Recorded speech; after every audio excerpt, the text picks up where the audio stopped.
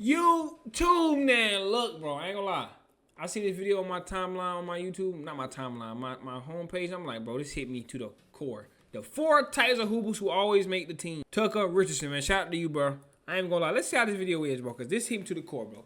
Let's see these 4 types. Ended up making the JV team. And out of those 4, 3 actually made varsity as well. I'll just spoil things now for you. One of those players was me. So at my huge high school with countless players trying out, why did us 4, who were all completely different players, get moved up? Well, let's look at the 4 types of hoopers who never get cut from their basketball 4 team. types. For those of you who have made your basketball I'm probably team one of in the these. past, comment down below one piece of advice for why you think you had success in trying.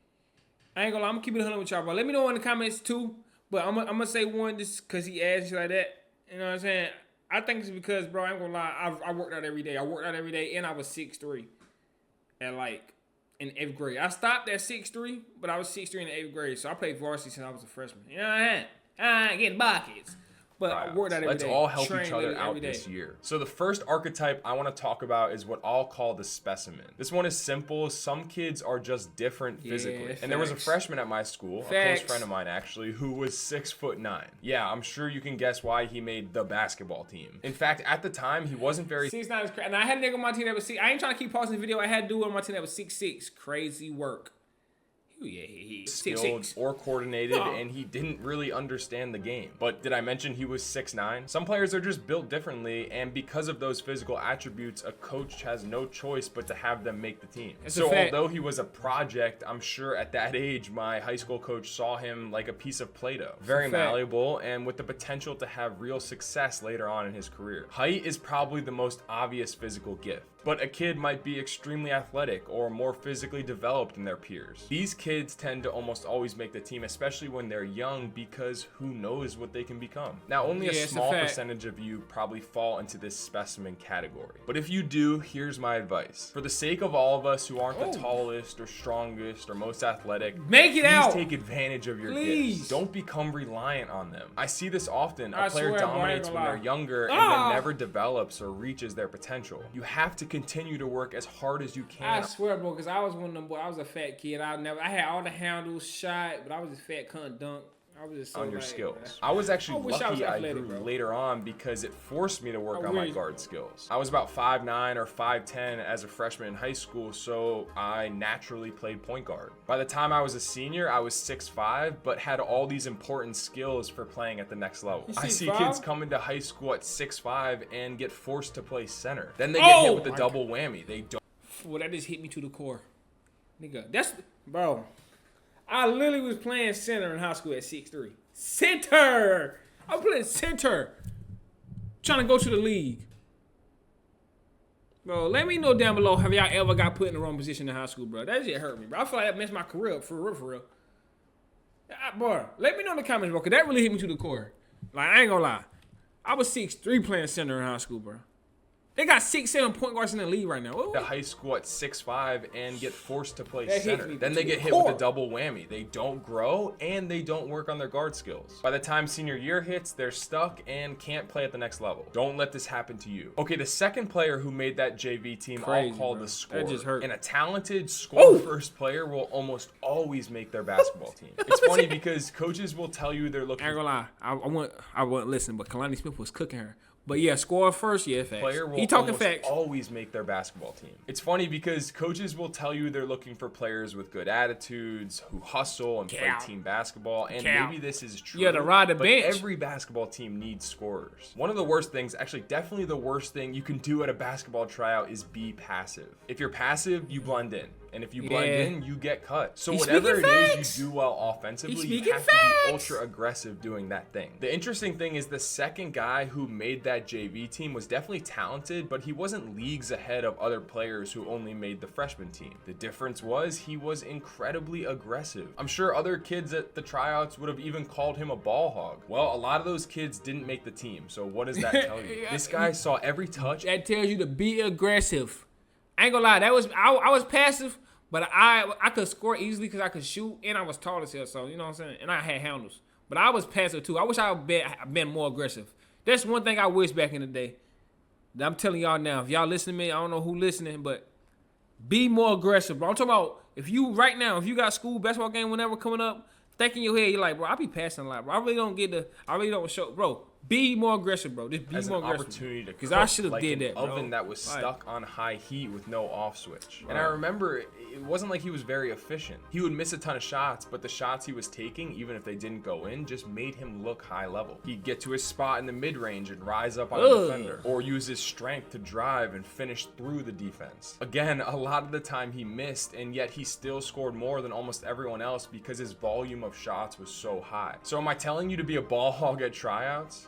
Sort of. Basically, bro. I'd rather people think you're a ball hog, but you make it, than say you're a selfless team first player who gets cut from said team. Yeah, bro. Now, Just to make be the clear, team, this guy bro. was overall pretty talented. He didn't suck. And don't get me wrong, if you're trash and have no skills, then you'll look terrible if you play this way at tryouts. But in It's a that fact, case, you bro. probably don't deserve to If make you the team good, you anyway. gonna So cook. go get better and come back the next year as a new player. Okay, the third archetype is the cool guy. Now this one's tricky. Not everyone can pull this off. In fact, I'd that's say bad. trying to play it cool in tryouts is actually a It's really crazy when he say these things. You can think of somebody on your team right now, like, yeah, that's you. I'm already knowing these people on my team. I actually got my team on the wall right. This is a picture of my team.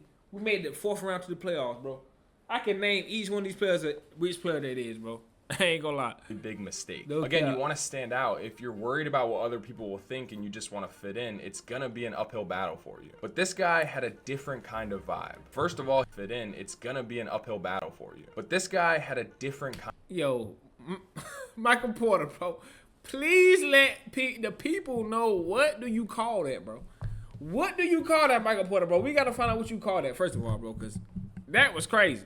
Kind of vibe. I gotta take First that. of all, he was pretty good. He could shoot the ball, was overall taller than most kids, and had solid skills. I remember he had a reputation for working really hard before he got to high school, and it showed. But there are 3 other reasons cool why guy. I think he stood out, even if at times it seemed like he was just kind of floating out there. First, he was always playing at his speed. I was just Yeah. watching this youth soccer game the other day. It was really exciting. Now, while most kids were out there flying around at 100 miles per hour like chickens with their heads cut off, Parents of children who play Roblox. If your child was sexually exploited, abused, one kid was out there just gliding. He was manipulating the other players, making them react to him instead of the other way around. And he immediately caught my eye. I thought, okay, this kid seems like he's high level. That's how this guy was at basketball tryouts. Second, he never reacted to makes, misses, turnovers, nothing. Yeah, His face that was stayed like me, for real. I ain't gonna lie, that because was of me. He seemed so confident. That a lot was of young me. players will miss one shot and spaz out. I used to do this as a young I ain't gonna lie, that's probably me, bro. I'm gonna keep it 100, bro, because I never really got mad or too happy.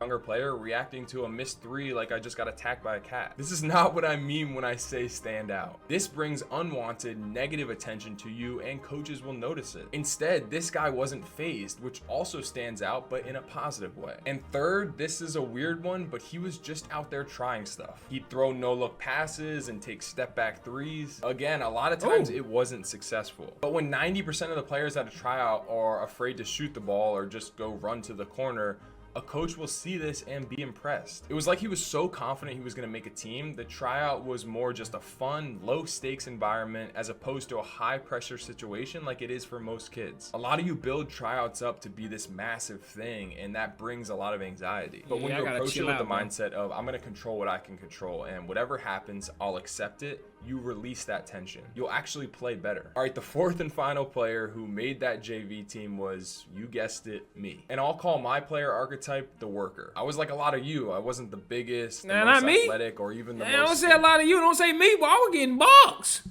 I'm out here getting skilled, bucks. but I brought a lot of other important things to the table. First, I worked incredibly hard. I busted my ass in every drill, would dive for loose balls, sprint back on defense, Damn. box out every time. I was willing to do the difficult things that most players overlook or don't think matter. But to some extent, they definitely do matter. Second, I could make things happen with the ball in my hands. I've always been a smart player, but especially at that age, I feel Okay. like my basketball IQ Okay, was then. on a different level than everyone else. When I got a rebound, I was flying it up in transition, trying to find easy points for my teammates. I could use ball screens effectively and create open shots for everyone else. I had good defensive instincts. Basically, I was the type of player that a coach could trust. Now, I wasn't the greatest scorer back then. I couldn't really shoot it, and I should have been way more aggressive. If there was an opening, I could get a bucket. I just didn't force much. But I was really intense and really competitive. I wanted to win every drill, every live situation. A lot of players were nonchalant or just going through the motions during tryouts. Not me. I was gonna make it clear I was on the court at all times. That meant talking more than everyone else,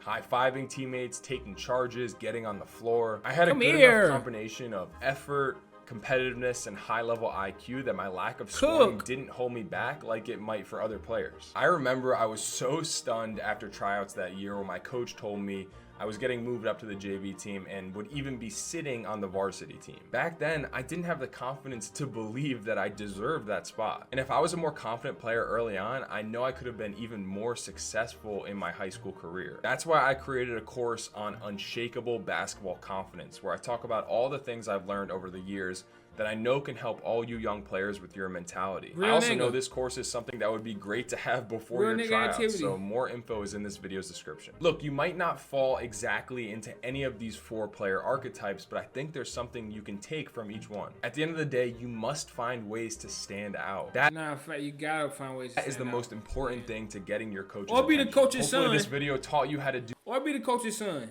Be the coach's son. You know what I'm saying?